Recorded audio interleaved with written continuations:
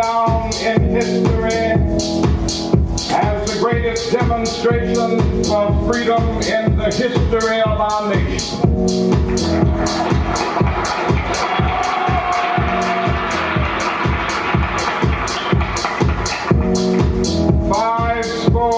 50 years ago,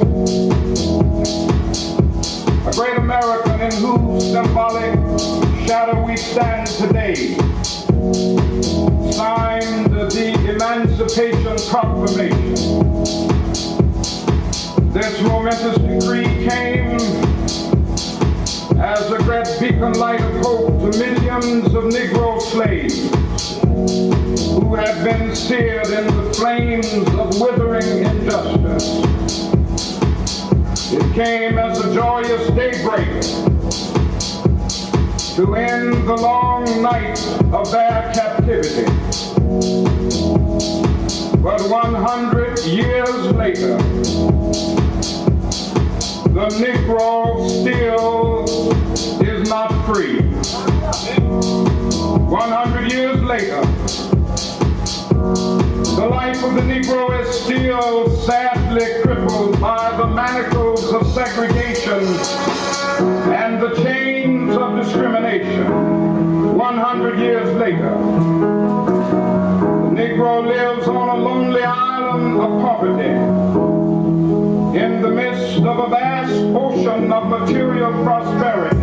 100 years later, the Negro is still languished in the corners of American society, finds himself in exile in his own land. So we've come here today to dramatize a shameful condition. In a sense, we've come to our nation's capital to cash a check. When the architects of our republic wrote the magnificent words of the Constitution and the Declaration of Independence, they were signing a promissory note to which every American was to fall heir. This note was a promise that all men, yes, black men as well as white men, would be guaranteed the unalienable. I wonder if you know what it means to find your dreams come true.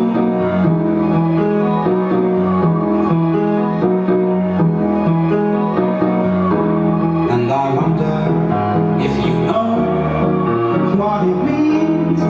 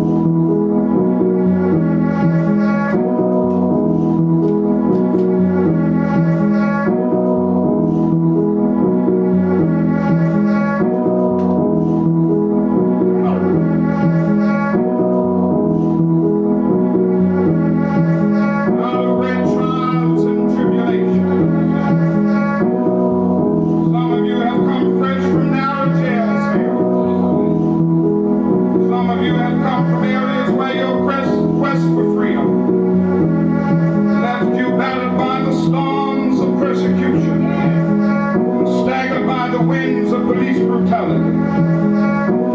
You have been the veterans of creative suffering. Continue to work with the faith that unearned suffering is redemptive. Go back to Mississippi.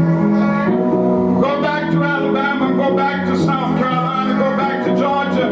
Go back to Louisiana. Go back to the slums and ghettos of our northern cities. Knowing that somehow this situation can and will be changed. Let us not wallow in the valley of despair. I say to you today, my friend,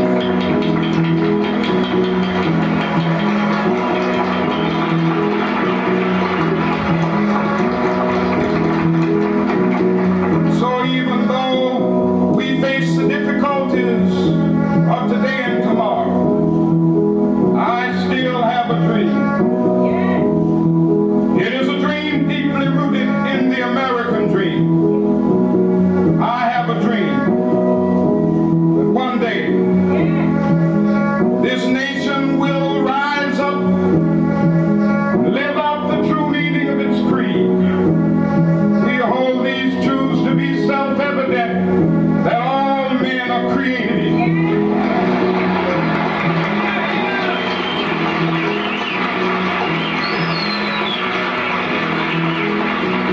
I have a dream that one day on the red hills of Georgia, sons of former slaves and the sons of former slave owners will they be able to sit down together at the table of brotherhood. I have a dream that one day even the state of Mississippi, a state sweltering with the heat of injustice, sweltering with the heat of oppression, be transformed into an oasis of freedom and justice. I have a dream. My four little children will one day live in a nation where they will not be judged by the color of their skin, but by the content of their character. I have a dream today.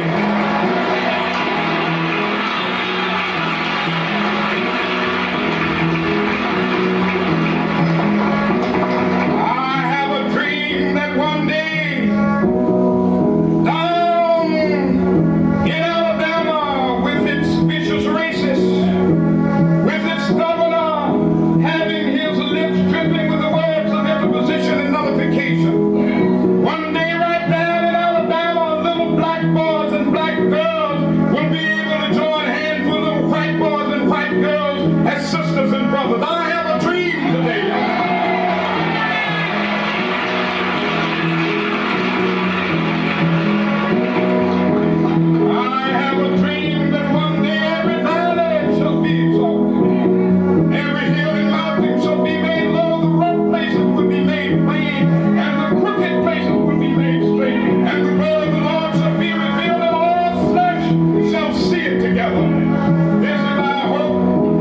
This is a faith that I go back to the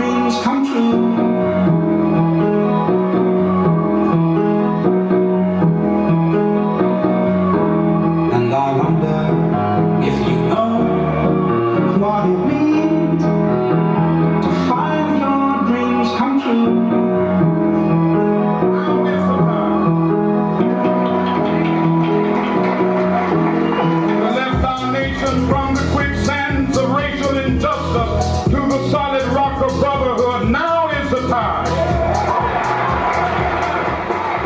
to make justice a reality for all of God's children.